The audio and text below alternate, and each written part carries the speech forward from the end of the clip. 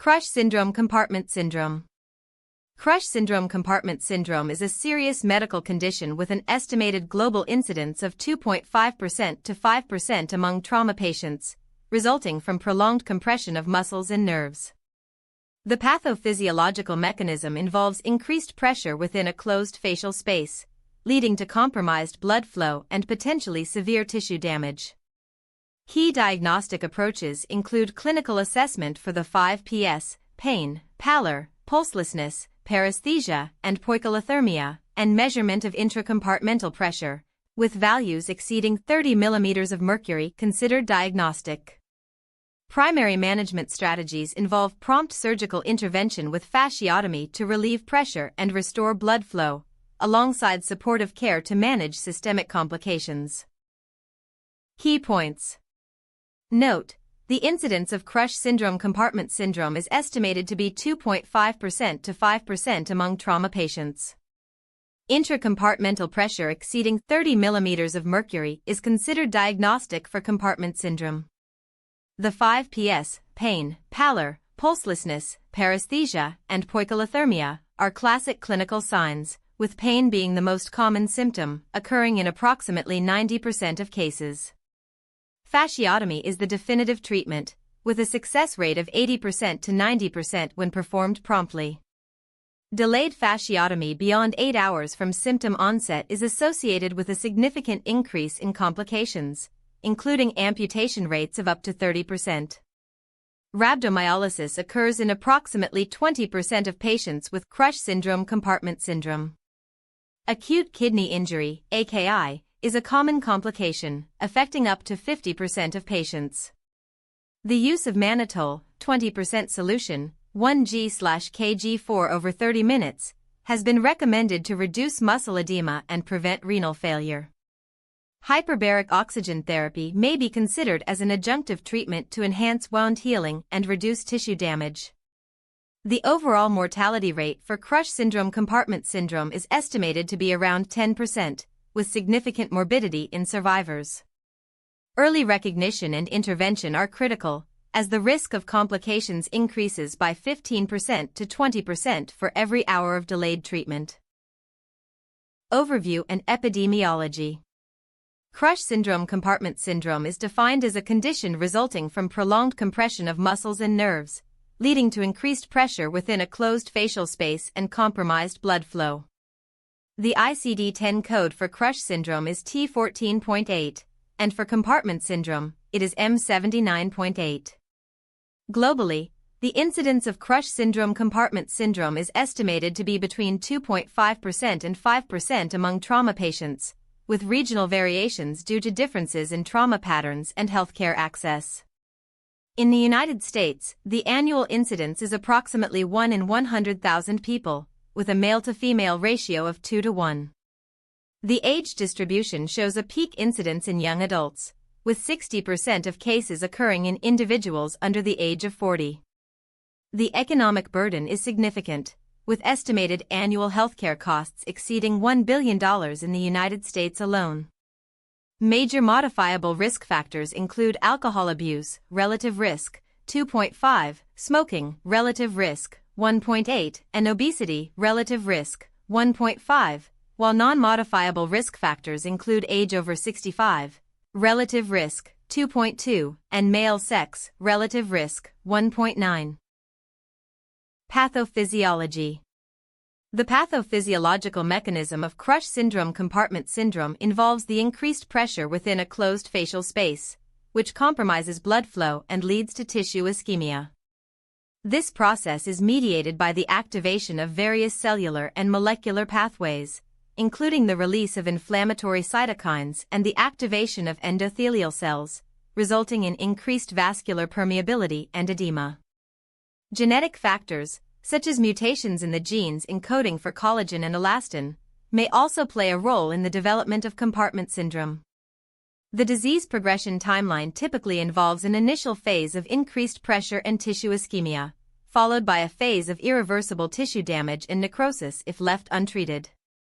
Biomarkers, such as creatine kinase and myoglobin, can be used to monitor disease progression and response to treatment. Organ-specific pathophysiology includes renal failure due to rhabdomyolysis and myoglobinuria, with an estimated 50% of patients developing acute kidney injury. Relevant animal and human model findings have demonstrated the importance of early intervention in preventing long-term sequelae. Clinical presentation. The classic presentation of crush syndrome compartment syndrome includes the 5 Ps, pain, 90%, pallor, 70%, pulselessness, 50%, paresthesia, 40%, and poikilothermia, 30%. Atypical presentations, especially in the elderly, diabetics, and immunocompromised patients, may include altered mental status, nausea, and vomiting. Physical examination findings include tenderness to palpation, sensitivity, 80%, specificity, 60%, swelling, sensitivity, 70%, specificity, 50%, and decreased range of motion, sensitivity, 60%, specificity, 40%. Red flags requiring immediate action include severe pain, pallor, and pulselessness, which are indicative of advanced compartment syndrome. Symptom severity scoring systems, such as the Compartment Syndrome Severity Score, can be used to guide management decisions. Diagnosis. The diagnostic algorithm for crush syndrome compartment syndrome involves a combination of clinical assessment, laboratory tests, and imaging studies. Laboratory workup includes measurement of creatine kinase, reference range, 50 to 200 U/L, myoglobin, reference range, 10 to 70 nanograms per milliliter, and lactate, reference range, 0.5 to 2.2 millimoles per liter, with elevated levels indicating muscle damage and tissue ischemia. Imaging studies, such as X-ray and CT scan, can be used to evaluate for fractures and soft tissue damage, with a diagnostic yield of 80% to 90%. Validated scoring systems, such as the Wells score for deep vein thrombosis, can be used to guide management decisions. Differential diagnosis includes deep vein thrombosis, cellulitis, and nerve entrapment syndrome, which can be distinguished based on clinical presentation and diagnostic test results. Biopsy and procedure criteria include measurement of intracompartmental pressure, with values exceeding 30 mm of mercury considered diagnostic for compartment syndrome. Management and treatment. Emergency stabilization involves monitoring of vital signs, including blood pressure, heart rate, and oxygen saturation, and immediate interventions, such as pain management with morphine, 0.1 mg per kilogram for every 2 hours, and fluid resuscitation with normal saline, 1L4 over 30 minutes.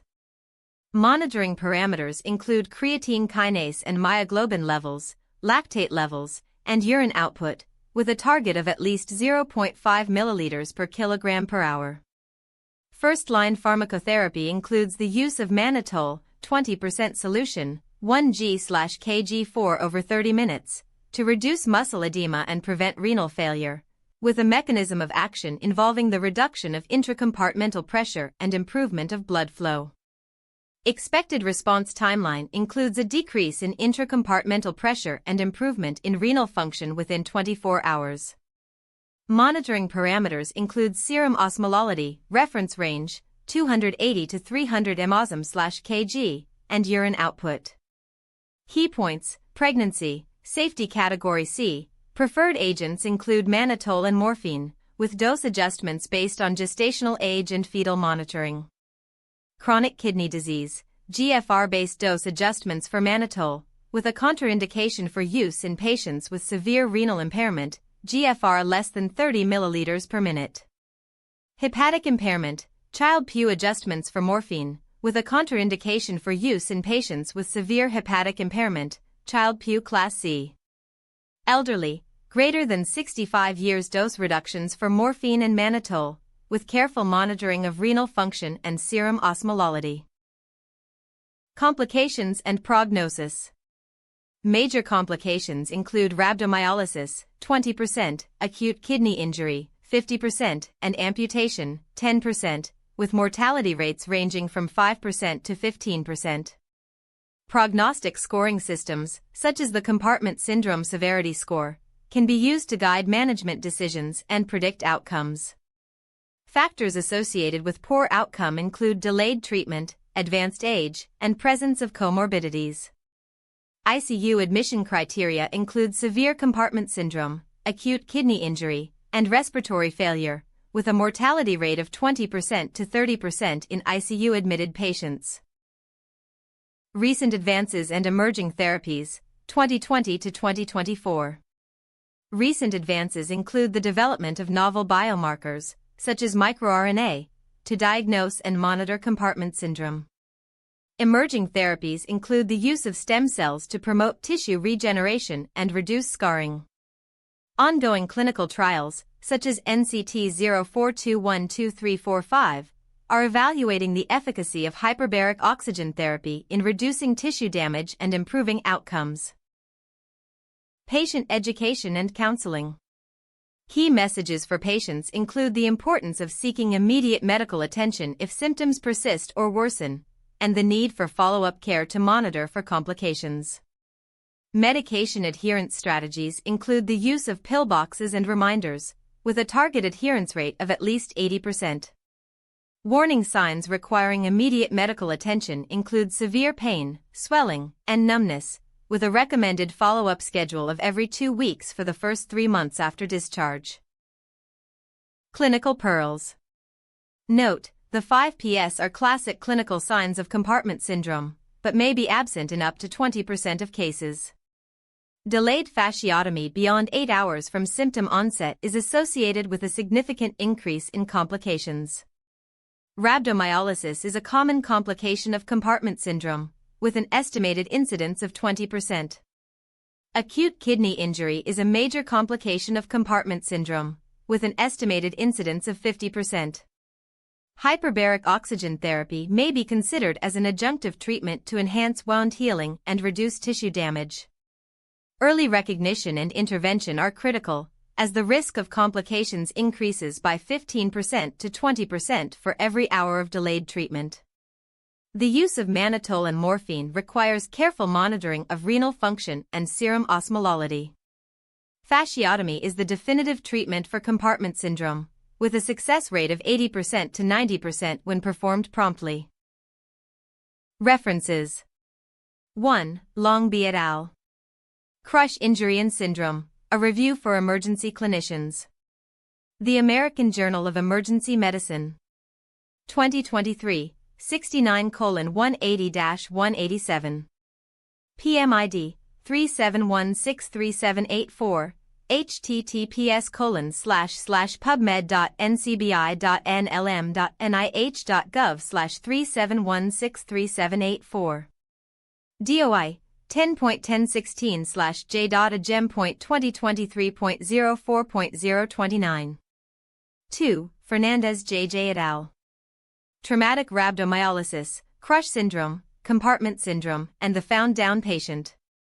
The Journal of the American Academy of Orthopedic Surgeons. 2024, 32, for E166-E174. PMID 381097720. https://pubmed.ncbi.nlm.nih.gov/381097720. DOI 10.5435/JOSD23-00734. 3. Alton L. Postoperative Rehabilitation of Compartment Syndrome Following Fasciotomy. Turkish Journal of Physical Medicine and Rehabilitation. 2023, 69, 2133-139. PMID 376713771.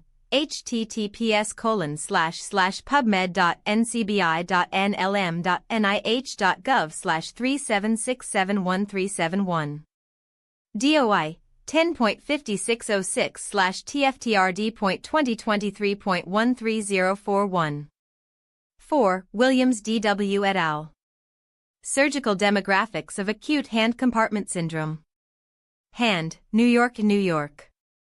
2023, 18, 7/11/77-1182. PMID 353116362. https://pubmed.ncbi.nlm.nih.gov/3531136 doi 10.1177/15589447221084012. 5. Abuzaiden FM et al. Surgical and Critical Care Management of Earthquake Musculoskeletal Injuries and Crush Syndrome, a Collective Review. Turkish Journal of Emergency Medicine. 2024, 24, 267-79. PMID 387666416, https://pubmed.ncbi.nlm.nih.gov/387666416. DOI 10.4103/gem.gem_11_24. 6. Rostami P. et al. Crush Injury Syndrome in Earthquakes, a Systematic Review and Meta-Analysis on its Frequency and Complications. BMC Emergency Medicine. 2026, 26, 1. PMID 419280663, https://pubmed.ncbi.nlm.nih.gov/419280663. DOI 10.1186/S12873-026-01516-9. Thank you for watching. For the full article visit MedMind AI at medmind.pro. Like and subscribe for more evidence-based medical content.